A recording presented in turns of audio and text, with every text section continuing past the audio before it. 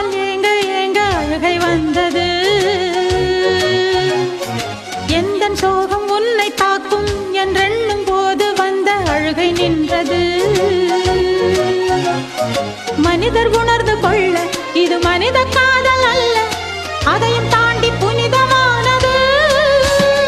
அபிராமியே தாலாட்டும் சாமியே நான் தானே தெரியுமா?